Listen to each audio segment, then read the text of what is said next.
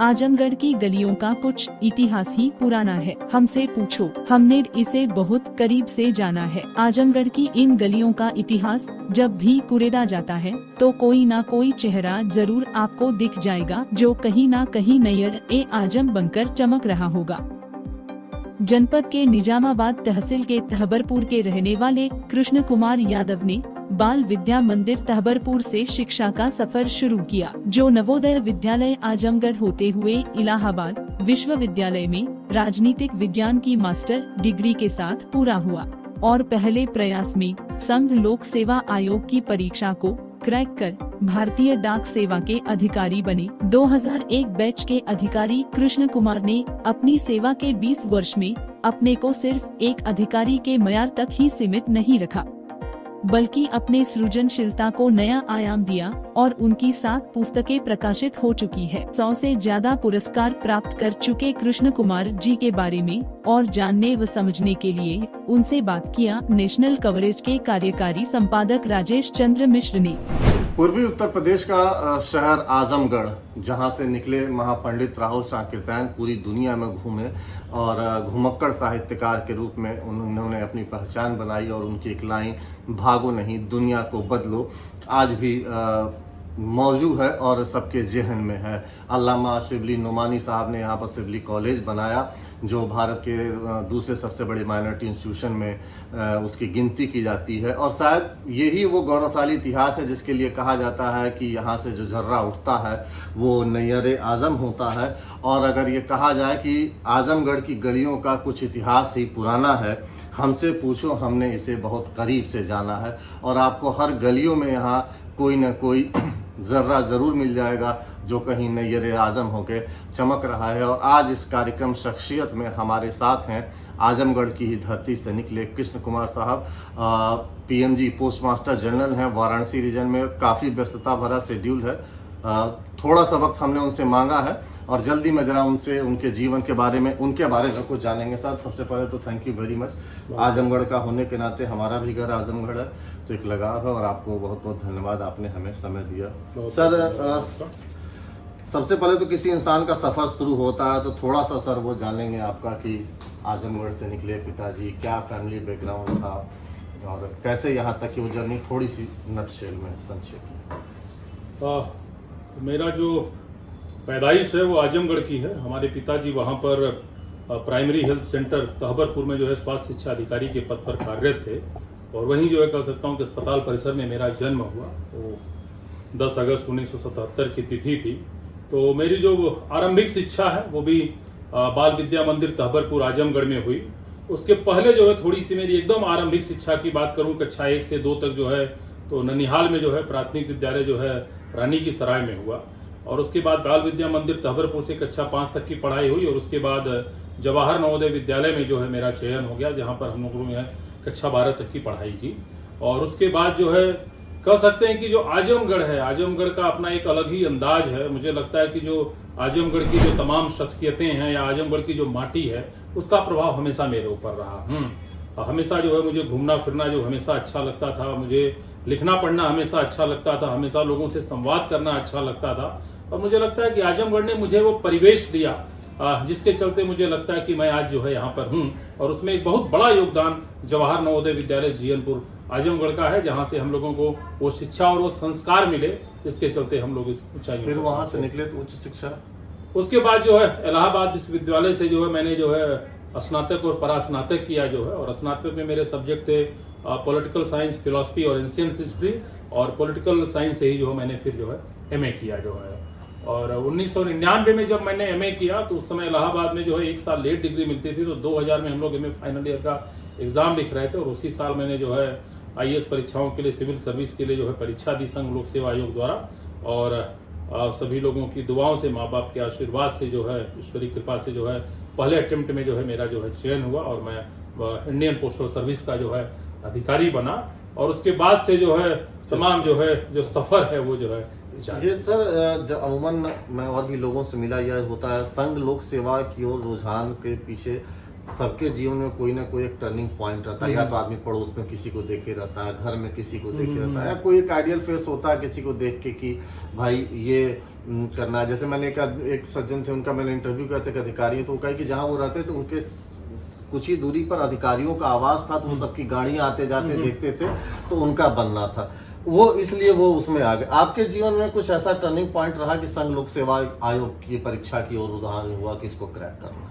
देखिए, जो हम लोगों का आजमगढ़ जिला है, वहां पर जो है आरंभिक में आप देखेंगे तो सिविल सेवाओं में बहुत कम लोग हैं, अन्य तमाम नौकरियों में हैं। मेरे पिताजी वहाँ हेल्थ एजुकेशन ऑफिसर थे स्टेट गवर्नमेंट में, तो अन्य अपने नवोदयी साथियों की तरह मैंने भी उनसे कहा कि पापा मुझे मेडिकल की कोचिंग करनी है, मुझे पैसे चाहिए। तो उन्होंने कहा कि मेडिकल क्यों, मैं ऑलरेडी जो है इस फील्ड में हूँ, मैं चाहता हूँ कि जो है तुम सिविल सेवाओं में जो है चयनित हो। मैंने कहा पापा काफी टफ सब्जेक्ट है और काफी टफ है, मतलब हम लोग के आसपास भी दूर दराज तक कोई नहीं है, तो कैसे होगा। तो पापा ने एक बड़ी अच्छी लाइन कही जो मेरे जीवन का एक सूत्रवाक्य है। उन्होंने कहा देखो बेटा, जिंदगी में जो भी बनता है मनुष्य बनता है, कोई भगवान या फरिश्ता जो इस धरती पर नहीं आता। तो यदि अगर जो लोग आईएएस बन रहे हैं तो आईएएस जो है तुम क्यों नहीं हो सकते। तो उन्होंने कहा कि एक सकारात्मक दृष्टिकोण के साथ जो है आगे बढ़ो और मेरा आशीर्वाद और शुभकामनाएं हमेशा तुम्हारे साथ है। मुझे लगता है कि मुझे तुम्हारे अंदर विश्वास है कि तुम जो है इस सफलता के इस मुकाम तक जो है पहुंचोगे। तो मुझे लगता है कि वो लाइन जो है मुझे जिंदगी में जो है प्रेरणा का केंद्र बिंदु बनी। और उसके बाद जो है मैंने सिविल सेवाओं के लिए जो है स्टार्टिंग से ही, मतलब जो ही मेरा ग्रेजुएशन स्टार्ट हुआ, बिना किसी भटकाव के जो है मैंने सिविल सेवाओं के लिए तैयारी स्टार्ट की। और जैसा कि मैंने कहा कि उसके बाद प्रथम प्रयास में ही जो है मेरा एक बड़ी उपलब्धि रहेगी। अमूमन फर्स्ट अटेम्प्ट में तो क्रैक होता नहीं है ये। हाँ, मेरा ये मानना है कि अगर पहले से ही उस चीज को एक टारगेट किया जाए तो चीजें थोड़ी सी आसान हो जाती है। नॉर्मली होता है कि जब लोग ग्रेजुएशन कर लेते हैं, पोस्ट ग्रेजुएशन कर लेते हैं, तब अपने करियर के बारे में सोचते हैं। तो मुझे लगता है कि जब हम इंटर के बाद अगर पहले से ये क्लियर हो कि हमको किस क्षेत्र में जाना है, तो मुझे लगता है कि इससे जो है लोगों को काफी आसानी होगी। 2001 बैच के आपने पास आउट, मतलब आपका जो यूपीएससी का है, तो आप 2011-21 होने जा रहा है, 20 साल का सर्विस है, तो लगभग आधा भारत तो घूम ही चुके होंगे आप। काफी जो है, मतलब सेवाओं के माध्यम से हम लोगों ने जो है काफी घुमा। हम लोगों की आरंभिक जो ट्रेनिंग होती है लाल बहादुर शास्त्री प्रशासनिक एकेडमी मसूरी में होती है। उसके बाद हम लोग अपनी रिस्पेक्टिव एकेडमी में चले जाते हैं। चूंकि मैं इंडियन पोस्टल सर्विस में था, तो हम लोगों की जो एकेडमी थी पोस्टल स्टाफ कॉलेज गाजियाबाद, जिसको अब Rafi Ahmed Kidwai national postal academy Ghaziabad बोलते हैं। वहां से जो है ट्रेनिंग के दौरान हम लोग तमाम जो है क्षेत्र में जाते हैं। जब लाल बहादुर शास्त्री एकेडमी मसूरी में ट्रेनिंग कर रहे थे, तो हम लोगों के लिए वहां पर कई चीजें होती, विलेज विजिट कराया जाता। तो हम जो है उड़ीसा में झारसुगुड़ा गांव में गए थे, वहां पर गांव के लोगों से संवाद किए, गांव की समस्याओं को समझा जो है। इसके अलावा हम लोगों को तमाम जो है हिल्स पर ले जाते हैं, माउंटेन्स पर ले जाते हैं। हम लोग पिंडारी ग्लेशियर तक जो है वहां पर ट्रैकिंग किए, तो वहां पर जो है काफी जो है अनुभव मिले। इसके बाद जब अपनी रिस्पेक्टिव जो है पोस्टल एकेडमी में आया, तो वहां से भी ट्रेनिंग के लिए हम लोग जो है अधिकतर 3 स्टेट में गया। मैं मध्य प्रदेश में गया, राजस्थान में गया और महाराष्ट्र में मुंबई में गया। तो काफी हद तक जो है चीजों को देखा, समझा, सिर्फ विभागीय दृष्टिकोण से ही नहीं, बल्कि ये कहते हैं ना कि उस दृष्टिकोण से भी कि जिसमें कहते हैं कि पूरे भारत को जो है देखना है कि कैसा भारत है। चूंकि हम लोग उत्तर प्रदेश में एक छोटे से जिले से आते हैं, आजमगढ़। नॉर्मली आजमगढ़ को बड़ा पिछड़ा जिला माना जाता है, तो वाकई देखना कि वो मुंबई कैसी है, वो जो है मध्य प्रदेश और राजस्थान जिसे राजाओं का नगर कहा जाता था, जिसके बारे में हम लोगों ने इतिहास में बहुत कुछ पढ़ा था, किताबों में पढ़ा था। इस बीच मुझे याद है कि मैं एक बार जब मुंबई में ट्रेनिंग कर रहा था, तो रास्ते से जा रहा था, तो संजोग इस बीच में अमिताभ बच्चन जी का आवाज था और उसके बाहर जो है ढेर सारे लोग खड़े थे। तो मैंने ऑटो चालक से पूछा कि ये कौन लोग हैं, तो बताया कि साहब आज अमिताभ बच्चन जी का जो है जन्मदिन है और ये सभी लोग उनको जो है जन्मदिन की बधाई देने के लिए आए हुए हैं। अपने हाथ में जो है अमिताभ बच्चन जी के जो है पोस्टर लिए हुए थे। तो कई बार ऐसे चलते फिरते बहुत चीजों से हम लोग रूबरू होते हैं कि जिनके बारे में कहीं पढ़ा होता है, कहीं सुना होता है। तो जिंदगी का ये अनुभव रहा, भारत को नजदीक से देखने का मौका। उसके बाद हम लोग जो है उधर नॉर्थ ईस्ट में सिक्किम में जो है हम लोग ट्रैकिंग के लिए भी गए, जो है पहाड़ों पर चढ़ाई हम लोगों ने किया। फिर उसके बाद जब फील्ड में निकले पोस्टिंग, तो मेरी पहली पोस्टिंग जो है सीनियर सुपरिटेंडेंट पोस्ट ऑफिस के रूप में जो है सूरत में हुई, गुजरात में मेरी पहली पोस्टिंग थी। करीब मैं वहां पर 1.5-2 साल रहा। उसके बाद assistant post master general Lucknow बनकर करके आया। फिर उसके बाद जो है senior superintendent post office Lucknow रहा। वहां के बाद जो है अगला पड़ाव मेरा कानपुर में रहा। मुझे लगता है कि अब तक मैंने सबसे ज्यादा जो है समय कानपुर में गुजारा। वहां पर senior superintendent post office Kanpur city रहा, फिर chief post master Kanpur GPO रहा, फिर सीनियर सुपरिटेंडेंट रेलवे मिल्स जो है कानपुर डिवीजन रहा। फिर उसके बाद डायरेक्टर में पोस्टिंग हुई, तो मैं काला पानी कहा जाता है, जिसको वाकई बहुत खूबसूरत जगह है, अंडमान और निकोबार। अच्छा, वहाँ भी तो वहाँ मैं जो है निदेशक डाक सेवाएं अंडमान निकोबार के रूप में गया। बहुत अच्छा लगा मुझे, मतलब कि भारत के नक्शे में जो हम लोग डॉट डॉट डॉट देखते हैं तो कई बार मन में आता था कि ये कैसी जगहें होंगी। तो वहां जाकर के पता चला कि यहाँ पर तो करीब काफी 500 से ज्यादा जो है छोटे छोटे आइलैंड हैं, जिसमें से कुछ पर ही जो है जिंदगी है। तो अच्छा। उसको देखना एक नया अनुभव रहा, अंडमान निकोबार में जाना। उसके बाद जो है फिर मैं संगम नगरी इलाहाबाद में, जिसे प्रयागराज कहते हैं, वहां पर डायरेक्टर होकर करके आया। उसके बाद जो है फिर मरुस्थल नगरी पश्चिमी राजस्थान जोधपुर में जो है मैं गया। उसके बाद जो है फिर मैं एक बार लखनऊ में जो है डायरेक्टर होकर करके आया। और उसके बाद जो है प्रमोशन के बाद जो है फिलहाल पिछले 1 साल से मैं वाराणसी में जो है पोस्ट मास्टर जनरल के पद पर कार्यरत हूँ। जितनी लंबी नौकरी आपने गिनाई और सारा ये, एक तो मेरा शुरू से एक मानना ये रहता कि जो लोक सेवक होते हैं, पद जैसा भी हो, फील्ड का हो, ऑफिस का हो, उनके जीवन में एक अपना जो वर्क लोड है वो काफी होता है। जितना मैंने आपके बारे में जाना है, आप इस नौकरी के साथ साथ एक व्यक्तित्व आपका है, आप लेखन से जुड़े रहे हैं काफी। जी। और शायद अब तक आपकी 6 या 7 किताबें भी कुछ प्रकाशित हो चुकी है। ये कीड़ा कब लगा वायरस आपको लिखने का, और आपकी उस पहली किताब के बारे में भी जानेंगे कि कब आई और क्या थी। ये मुझे लिखने पढ़ने का शौक तो बहुत शुरू से रहा है। मुझे याद है जब मैं जवाहर नवोदय विद्यालय का विद्यार्थी था तो कक्षा 7 में मैंने अपने जीवन की पहली कविता लिखी थी कि हम नवोदय के बच्चे, और उसको जो है स्कूल की जो है प्रार्थना में सुनाया था, जिसको लोगों ने अप्रिशिएट किया। वो मेरी पहली पद्य रचना थी। और अगर मैं गद्य रचना की बात करूं तो जब मैं क्लास 12 में था तो महादेवी वर्मा जी पर मैंने एक गद्य लिखा था, वो भी जवाहर नवोदय विद्यालय की पत्रिका के लिए। उसके बाद जब मैं इलाहाबाद में आया तो कहीं न कहीं जो है दायरा बढ़ता गया। उसमें मैंने जो है अखबारों में जो है जो पाठकों के पत्र कालम होते हैं उसमें लिखना स्टार्ट किया। और उस समय तमाम जो है, चाहे आप देख लें जितने भी उस समय न्यूज़पेपर निकलते थे, दिल्ली से नवभारत टाइम्स था, जनसत्ता था, हिंदुस्तान था, और अगर मैं उत्तर प्रदेश की बात करूं तो उसमें राष्ट्रीय सहारा था, दैनिक जागरण था, स्वतंत्र भारत था, दैनिक आज था। तमाम ये अखबार थे जिनके जो हम लोग पाठकों के कॉलम में लिखना स्टार्ट किए। लिखने से एक फायदा यह हुआ कि चूंकि हम लोग समसामयिक विषयों पर लिखते थे तो उससे बहुत फायदा हुआ कि जो समसामयिक विषयों पर हम लोगों की पकड़ अच्छी होती गई। और दूसरा, जो सिविल सेवाओं में एक इंपॉर्टेंट चीज होती है कि चीजों को समझने के साथ साथ आपको लिखने पर भी जो है कमांड होना चाहिए। तो उससे बहुत फायदा मिला जो है मुझे सिविल सेवाओं में। तो ये लिखने का दौर स्टार्ट हुआ और उसके बाद धीरे धीरे जो है तमाम पत्र पत्रिकाओं में मैं कविताएं लिखने लगा, लेख लिखने लगा, शॉर्ट स्टोरीज लिखने लगा, कहानियां लिखने लगा। तो जैसे जैसे मुझे लगता है कि जीवन में जो अनुभव मिलता गया मैं उन्हें जो है पन्नों पर उतारते आ गया। और मुझे आज भी लगता है कि जो साहित्य है, मुझे जब आज की व्यस्तता भरी और भागदौड़ भरी जिंदगी है, उसमें मेरे लिए हमेशा ऑक्सीजन का कार्य करता है। तो मेरे लिए साहित्य कभी कार्य नहीं रहा, बल्कि मुझे लगता है कि मेरी दिनचर्या का अंग है। जैसे हम लोग सांस लेते हैं वैसे ही मेरे लिए जो है साहित्य और सृजन है, ये हमेशा जो है मुझे सकारात्मक ऊर्जा देता है। और किताब का आपका जो मैं बेहद सौभाग्यशाली हूं कि जो मेरी धर्मपत्नी है, जीवन संगिनी है आकांक्षा जी, उनको भी जो है लिखने पढ़ने का शौक है। तो वही कहते हैं कि ईश्वर ने अच्छी जो है जोड़ी मिलाई। तो मुझे याद है कि जब मेरा शादी हो गई तो उसके बाद लगभग 1 साल बाद जो है मेरा पहला जो है काव्य संग्रह अभिलाषा नाम से आया। और उसका नाम अभिलाषा मैंने इसलिए भी रखा कि जो मेरी पत्नी आकांक्षा है, पहले उनका नाम अभिलाषा था। तो उस प्रेम में मैंने इसका नाम जो है अभिलाषा रखा। और उसके बाद जो है पहला ये काव्य संग्रह रहा। उसके बाद जो है मेरे निबंध संग्रह भी आए, अनुभूतियां और विमर्श, अभिव्यक्तियों के बहाने। अनुभूतियां और विमर्श का मैं कानपुर में था तो गिरिराज किशोर जी, जो कि पहला गिरमिटिया से बड़े चर्चित उपन्यासकार हैं, पद्मश्री से भी अवार्ड, उन्होंने जो है इसका लोकार्पण किया था जो है। उसके बाद भारतीय डाक विभाग पर मैंने एक पुस्तक लिखी इंग्लिश में। भारतीय डाक विभाग के जब 150 साल हुए, क्रोनोलॉजिकल ऑर्डर में कैसे डाक सेवाओं का विकास हुआ भारत में, इंडिया पोस्ट 150 ग्लोरियस ईयर्स, उस पर लिखा जो है। इसके अलावा जो है बच्चों के लिए भी एक जो है बाल गीत संग्रह लिखा। इसके अलावा जब आजादी के आंदोलन पर मैंने 1857 से 1947 की जो गाथा है उसको जो है क्रांतियज्ञ के नाम से जो है लिखा।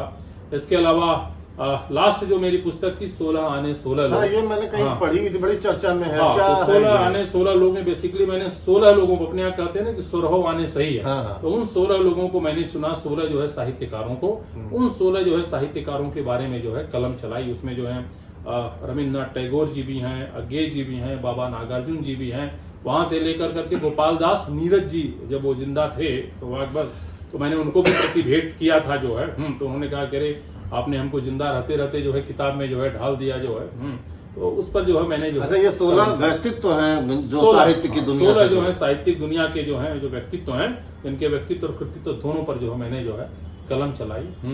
तो वो मेरी अंतिम पुस्तक है। उसके बाद एक कहानी संग्रह पर मैं अभी काम कर रहा हूँ, एक डाक विभाग पर हिंदी में कुछ लिखने का प्रयास हो रहा है। इसके अलावा जो तमाम हम लोग घूम फिर रहे हैं उनको भी है कोशिश कि उसको जो है पुस्तकाकार रूप में लाए। जितनी किताबें आप बताए हैं लगभग क्या 7 किताबें हो गई, तो इन किताबों का जो रिसर्च वर्क होता होगा वो तो बहुत ही डीप होता होगा। फिर उसके लिए इनपुट्स निकालना और सारी चीजें करना, तो क्या सब वन मैन आर्मी है कि कुछ टीम भी है, कैसे करते हैं ये सारा मैनेज? लिखने का जैसा मैंने कहा ना कि लिखने पढ़ने का मेरा शौक आरंभ से है और मुझे सबसे बड़ा जो सपोर्ट मुझे घर से मिलता है। जैसा कि मैंने कहा कि मेरी वाइफ भी लिखती है और मैं इस मामले में सौभाग्यशाली हूँ कि मेरे पापा भी जो है लेखन से जुड़े रहे। वो तमाम जो है समसामयिक और सामाजिक विषयों पर जो है लेख लिखा करते थे। तो मुझे याद है जब मैं छोटा था वो डायरी में लिखा करते थे, तो कई बार मैं उनको चुरा के पढ़ा करता था और जब पढ़ा करता था तो वो सोचता था कि नहीं पापा लिखते हैं तो मैं भी जो है लिखूंगा। तो कहीं ना कहीं जो कहते हैं कि लिखने का जो बीज है वो वहां से उत्पन्न हुआ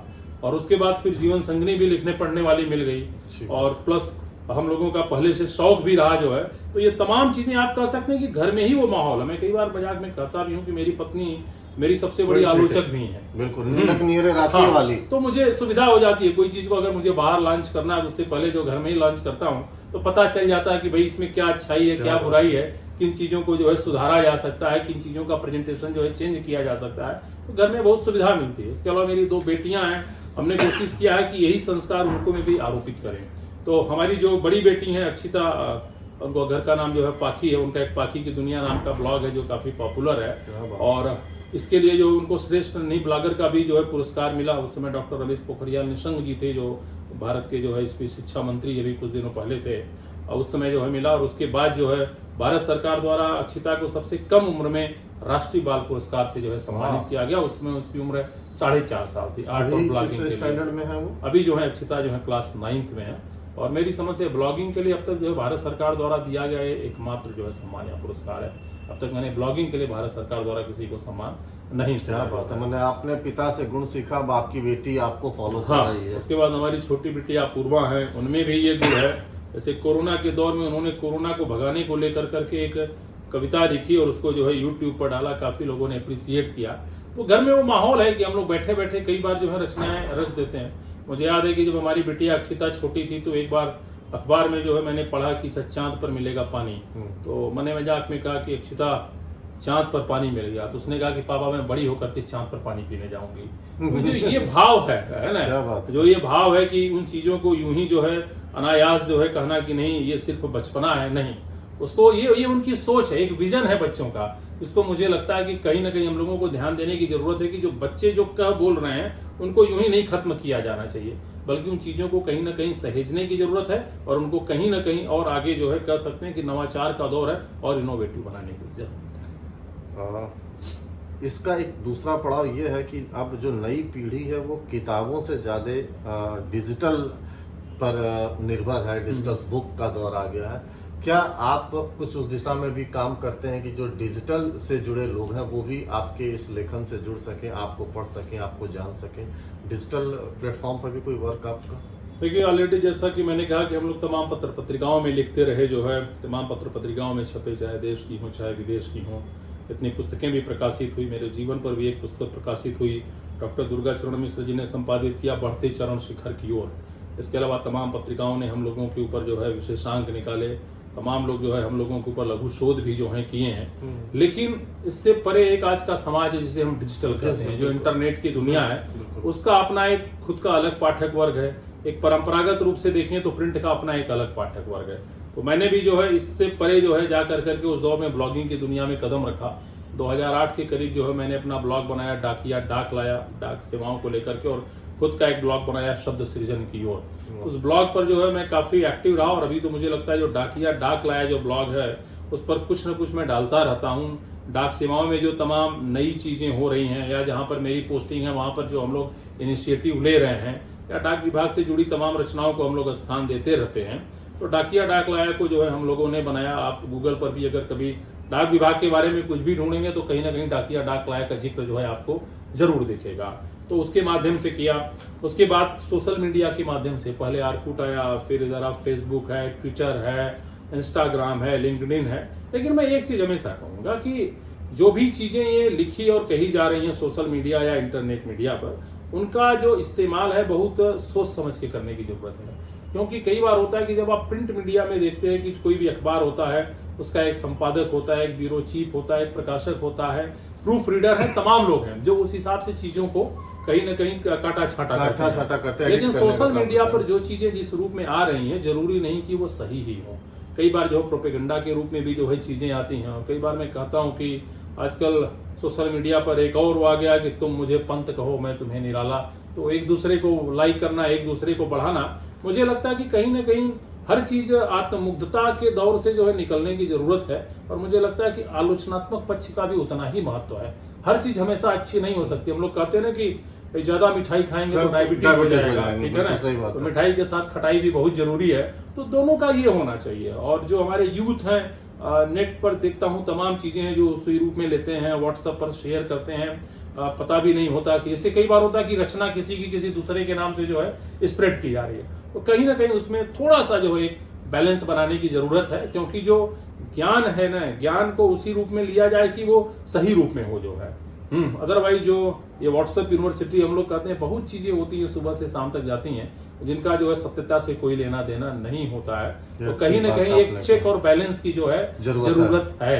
ये अच्छी बात ज्यादा हुई है। अब बस आखिरी पड़ाव मेरा ये था कि आप जिस सर्विस में हैं 20 साल 2 दशक हो गए, तमाम कारपोरेट सेक्टर कितना हावी हो जाए, कोई भी नौकरी कितनी हो जाए, लेकिन आज भी वो जो पहला 4 में सबका, मैं हाई स्कूल और इंटर टॉप करने वाले लड़कों का इंटरव्यू करता हूँ तो उनका ये होता है कि बड़े होकर क्या बनना है, तो आईएएस बनना है, आईपीएस बनना है, मैंने यूपीएससी क्रैक करना है। आप 20 साल का अपना अनुभव और आपने फर्स्ट अटेम्प्ट में इसको क्रैक किया, आपका ये मेरा लास्ट सवाल, मतलब ये जो नई पीढ़ी है उसके लिए आपका क्या संदेश है, वो कैसे अपने आप को ऑर्गेनाइज्ड वे में इसकी ओर प्रिपेयर में जाए? देखिए, जो लोग सिविल सेवाओं की तैयारी कर रहे हैं मैं उनको 2-3 छोटी चीजें जरूर कहूंगा कि सबसे पहली बात कि सिविल सेवाओं के लिए हर साल मुझे लगता है कि इसमें करीब 10 लाख लोग अप्लाई करते हैं और बमुश्किल उसमें से करीब 1000-1200 के करीब लोग जो है चयनित होते हैं। और अच्छे खासे लोग होते हैं जो प्रीलिम्स का फॉर्म तो भरते हैं लेकिन उसके बाद हिम्मत नहीं जुटा पाते हैं, एग्जाम देने का बीच में छोड़ भी देते हैं। 2-3 चीजें हैं कि पहला बात कि अगर आप सिविल सर्विसेज को क्रैक करना चाहते हैं तो सबसे बड़ी बात कि आपके अंदर एक मौलिकता होनी चाहिए, कॉपी पेस्ट नहीं, आपका खुद का जो है विचार होना चाहिए। जैसे अगर मैं छोटी सी बात कहूं कि लोकतंत्र की परिभाषा क्या है, तो हम लोग एक रटी रटाई परिभाषा जो है अब्राहम लिंकन का कहते हैं कि जनता का जनता के लिए, जनता द्वारा शासन लोकतंत्र। तो सवाल है कि ये बात तो सबको पता है, आप क्या सोचते हैं? जैसे क्या लोकतंत्र सिर्फ एक राजनीतिक प्रणाली है? नहीं, लोकतंत्र आज एक सामाजिक प्रणाली भी है, लोकतंत्र एक आर्थिक प्रणाली भी है, यहाँ तक कि लोकतंत्र एक व्यक्तिक प्रणाली भी है कि आप अपने को कितना स्पेस देते हैं। तो कहीं ना कहीं जो है चीजों को एक कहते हैं ना कि उस रटी रटाई या एक लीक का जो है लकीर का फकीर बनने की बजाय नए रूप में देखने की जरूरत। तो मौलिकता बहुत जरूरी कि आपके अंदर से क्या विचार आते हैं। जैसे हम अखबार की संपादकीय पढ़ते हैं, हम कई बार ये मान लेते हैं कि ये चीज सही है, ये नहीं सोचते जो संपादकीय लिख रहा है वो हमारे आप जैसा एक सामान्य व्यक्ति तो लिख रहा है, हमारा अपना इनपुट क्या है। जरूरी नहीं कि उस संपादकीय से हम एग्री हो, हम ग्रहण करें लेकिन उसके बाद अपना एक जो है विचार बनाए। तो मौलिकता बहुत जरूरी है। दूसरा जो है कहीं ना कहीं एक जरूरी कि सकारात्मक सोच हो, बहुत पॉजिटिव सोच होना चाहिए। हम गवर्नमेंट में काम करने जा रहे हैं तो कहीं ना कहीं हमें गवर्नमेंट की जो चीजें हैं, जैसे तमाम पत्र पत्रिकाएं हैं जो सरकार की योजनाओं के बारे में बताती हैं, चाहे योजना हो, चाहे कुरुक्षेत्र हो, चाहे विज्ञान प्रगति है, इन सबको पढ़ें और देखें कि जो सरकार कोई काम कर रही है तो उसकी सोच क्या है और उसको पॉजिटिव एंगल से सोचें। विरोध के लिए जो है विरोध का कोई मतलब नहीं है। और एक सबसे बड़ी चीज होती है कि सिविल सेवाओं में एक इंपॉर्टेंट चीज होता है आपका हॉबी क्या है। कहीं ना कहीं आपके अंदर एक रचनात्मकता होना चाहिए।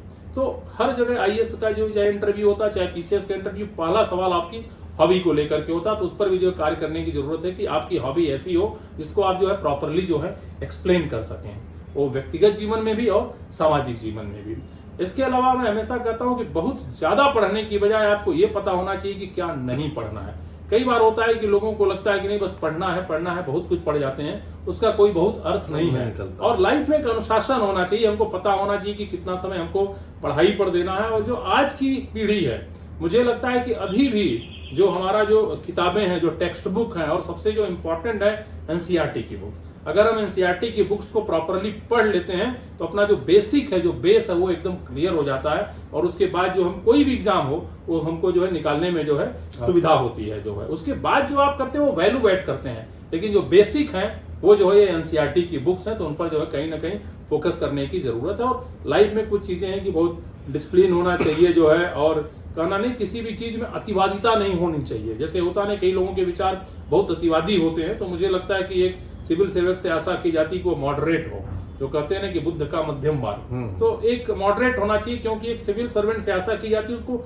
सबको लेकर चलना होता है, अपनी जो व्यक्तिगत विचारधारा किसी के ऊपर नहीं थोपना है। तो जो एक सिविल सर्वेंट है, जैसा कि माननीय प्रधानमंत्री जी भी कहते हैं ना कि सर्व समावेशी विकास, तो अगर सर्व समावेशी विकास करना है तो ऐसे लोग सिविल सर्विसेज में हमें चाहिए जो सबको लेकर करके साथ चल। चलिए, बड़ा आपने नटशेल में बहुत अच्छी बात बताई। हम उम्मीद करते हैं अगर एक आदमी भी कोई आपकी इस बात से इंस्पायर हुआ तो हमारा ये प्रयास सफल होगा। और thank you so much sir, आपको इतना अपना वैल्यूबल टाइम देने बहुत बहुत धन्यवाद जो है, और बहुत अच्छा लगा जो है, और सभी लोगों को जो है मेरी तरफ से। ये थे कृष्ण कुमार यादव साहब, इस समय पीएमजी हैं वाराणसी रीजन के, और उन पर किताबें भी प्रकाशित, उन पर भी चीजें लिखी जा चुकी है बढ़ते कदम शिखर की ओर। हम उम्मीद करते हैं, हम ऊपर वाले से प्रार्थना भी करते हैं कि उनके कदम यूं ही शिखर की ओर बढ़ते रहें, और फिर किसी अगले मुकाम पर फिर उनकी किसी और सफलता के साथ उनसे भी मुखातिब होंगे, और अपने इस कार्यक्रम शख्सियत में कि किसी अगली कड़ी में किसी और शख्स से आपको कराएंगे मुलाकात। तब तक बने रहिए हमारे साथ डिजिटल प्लेटफॉर्म पर। और इस खबर पर मेरे साथ हैं मोहम्मद अख्तर। ये खबर आपके लिए डिजाइन करके आपको दिखा रहे हैं मेरे सहयोगी आदित्य। मेरा नाम है राजेश मिश्रा। धन्यवाद।